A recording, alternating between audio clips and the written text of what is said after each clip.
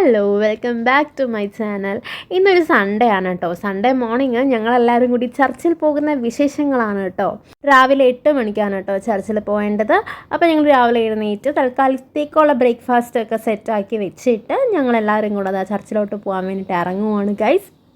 എത്ര നേരത്തെ റെഡിയായി നിന്നാലും ചർച്ചിൽ 8 മണിക്കാണ് തുടങ്ങുന്നതെങ്കിൽ അവിടെ എത്തുമ്പം 8:15 ആവും. അതെന്തുകൊണ്ടാണെന്ന് ഞങ്ങൾക്ക് ആർക്കും അറിയത്തില്ല കേട്ടോ. അങ്ങനെ നമ്മുടെ വീട്ടിലുള്ള ഓരോരുത്തരും ഓരോ വണ്ടികളായിട്ട് ഇറങ്ങിയിരിക്കുകയാണ് ഗൈസ്. എങ്ങനെ ഞങ്ങളും ഇറങ്ങി അങ്ങനെ പള്ളിയിൽ പോയി. പള്ളി ഇവിടെ നിന്ന് ഏകദേശം ഒരു 10 മിനിറ്റിൻ്റെ ഡിസ്റ്റൻസേ ഉള്ളൂ കേട്ടോ. 10 മിനിറ്റ് തികച്ച് കാണത്തില്ല. ഞാൻ തിരിഞ്ഞിച്ചാനതവാ എന്നും പറഞ്ഞ് വിളിക്കുവാണ്, അല്ലെങ്കിൽ പള്ളിക്കള്ളൻ മുങ്ങിക്കളയും എന്നെനിക്ക് അറിയാമെന്നുള്ളത് കൊണ്ട് ഞാൻ നിർബന്ധിച്ചകത്ത് കയറ്റുവാണ് ഗൈസ്.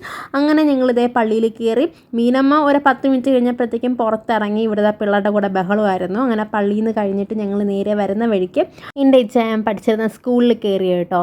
സ്കൂളിൽ ഭയങ്കര വൈബുള്ളൊരു പ്ലേസ് ആയിരുന്നു കേട്ടോ. കാരണം ഈ സ്കൂളുമായിട്ട് ചേർന്നായിരുന്നു അമ്പലമുള്ളത്. അന്നേരം ഈ സ്കൂളിൽ പഠിക്കാൻ വരുന്ന പിള്ളേർ അമ്പലത്തിൽ തൊഴുതിട്ട് കയറുന്ന കഥകളും അങ്ങനെ പല കാര്യങ്ങളും കഥകളൊക്കെ അന്വേഷിച്ചിരുന്ന് പറയുമായിരുന്നു കേസ്. ഞാൻ പിന്നെ അതൊക്കെ കേട്ടുകൊണ്ടിരുന്നു കേട്ടോ. അങ്ങനെ അവിടെ കുറേ കിടന്ന് കറങ്ങി. അവിടെ ശരിക്കും മരങ്ങളും ചെടികളൊക്കെ ഉള്ള ഭയങ്കര ഒരു സൂപ്പർ തണുപ്പൊക്കെ ആയിരുന്നു കേട്ടോ. അവിടെ പോയിരുന്നു കഴിഞ്ഞാൽ ഭയങ്കര സംഭവം സൂപ്പറായിരുന്നു. ഈ മരം ഇച്ചാൻ്റെ ക്ലാസ്സുകാരൊക്കെ ചേർന്ന് നട്ടതാണെന്നാണ് കേട്ടോ പറയുന്നത്. എനിക്കറിയത്തില്ല ഉള്ളതാണോ അത് വെറുതെ പറ്റിച്ചതാണോ എന്നും. അങ്ങനെ ഞങ്ങൾ അവിടെയൊക്കെ ജസ്റ്റ് ഒന്ന് കയറി കണ്ടു. ഉഴമലയ്ക്കൽ ക്ഷേത്രമാണ് കേട്ടോ ഇത്. പിന്നെ ഞങ്ങളവിടെ നേരെ ഇറങ്ങി നേരെ വീട്ടിലോട്ട് പോയിട്ട് വയറ് നിറച്ച് ഫുഡൊക്കെ കഴിച്ചു കേട്ടോ. ഒന്നും കഴിക്കാതെയാണ് ഞങ്ങൾ പള്ളിയിൽ പോയിരുന്നത്. അതുകൊണ്ട് തന്നെ നല്ല വിശപ്പുണ്ടായിരുന്നു. അതുകൊണ്ട് നല്ല വയറ് നിറച്ച് ഫുഡ് കഴിച്ചു. പിന്നെ തിരിച്ചു വന്നിട്ട് കല്ലു ഇച്ചാൻ്റെ ബൈക്ക് കഴുകലായിരുന്നു ഗൈസ്. പിന്നെ അതും കഴിഞ്ഞിട്ട് റൂം കുറച്ച് ക്ലീൻ ചെയ്യാനുണ്ടായിരുന്നു കേട്ടോ. അങ്ങനെ റൂം അടിച്ച് വാരാം എന്നൊക്കെ പറഞ്ഞ് ഒരു സൺഡേ കിട്ടിയതല്ലേ, എന്തായാലും ഇവിടെ നിൽക്കുന്നുണ്ട്. അപ്പോൾ പിന്നെ റൂമൊക്കെ വൃത്തിയാക്കിയിടാമെന്നും പറഞ്ഞ് ഞാൻ ഇറങ്ങിയിട്ടുണ്ട്. എൻ്റെ സഹായത്തിന് എൻ്റെ ഇച്ഛൻ കൂടെ തന്നെ ഉണ്ട് കേട്ടോ. ക്യാമറയുടെ മുന്നിൽ വന്നില്ലെങ്കിലും എൻ്റെ പതിദേവ് എന്തിനും ഏതിനും എൻ്റെ കൂടെ തന്നെ ഉണ്ട് കേട്ടോ ഗൈസ്. അങ്ങനെ 2-3 ദിവസമായിട്ട് ഞങ്ങൾ വന്നതിന് ശേഷം എ സിക്ക് ഭയങ്കര തണുപ്പ് കുറവുപോലെ തോന്നിയായിരുന്നു. അപ്പം ഈ യൂട്യൂബ് വീഡിയോസ് കടിച്ചു നോക്കിയപ്പം എ സി ക്ലീൻ ചെയ്യാത്തതുകൊണ്ടാണെന്നാണ് പറയുന്നത്. അപ്പം നമുക്ക് തന്നെ വീട്ടിൽ ക്ലീൻ ചെയ്യാവുന്നതേ ഉള്ളൂ. ഈ സംഭവം കണ്ടോ, ഇതിൽ ഭയങ്കര പൊടി അടിച്ചിരിക്കുകയാണ് കേട്ടോ. ഈ എ സിയുടെ മുകളിൽ നിന്ന് എടുക്കുന്ന ഒരു പാർട്ടാണ് കേട്ടോ ഇത്. അപ്പോൾ ഇതിൽ ഭയങ്കര പൊടിയും അഴുക്കും ഒക്കെ പിടിച്ചിരിക്കുമായിരുന്നു. അപ്പോൾ അത് ഒന്ന് കഴുകി വൃത്തിയാക്കണം. അതിൻ്റെ കൂടത്ത് തന്നെ ഈ ഭാഗം ഉണ്ടല്ലോ, എ സിയുടെ മുകളിലത്തുള്ള ഭാഗമാണ്, ഇവിടേക്ക് ഒന്ന് വൃത്തിയാക്കണം. പിന്നെ ഞാൻ ആ എടുത്ത പാർട്ടിൻ്റെ പൊടി അടിച്ച് കളയുന്നതാണ്. വെള്ളം കൊണ്ട് തന്നെ നമുക്ക് നന്നായിട്ട് വാഷ് ചെയ്തെടുക്കാം കേട്ടോ. ഇങ്ങനെ വൃത്തിയാക്കി കഴിഞ്ഞിട്ട് എ സി യൂസ് ചെയ്യുമ്പം ഭയങ്കര കൂളിംഗ് ആയിരിക്കും. പഴയതിനെക്കാട്ടി നല്ല വ്യത്യാസമുള്ളത് നമുക്ക് തന്നെ മനസ്സിലാവും കേട്ടോ. അത് 3 എണ്ണം കൂടെ വന്ന് കാണുന്നുണ്ടോ. അവർക്ക് വെള്ളം കളിക്കാൻ വേണ്ടിയിട്ടാണ് കേട്ടോ. ഒരു ഗ്യാപ്പ് കിട്ടുമെന്നും അത് നോക്കി നിൽക്കുന്നതാണ്.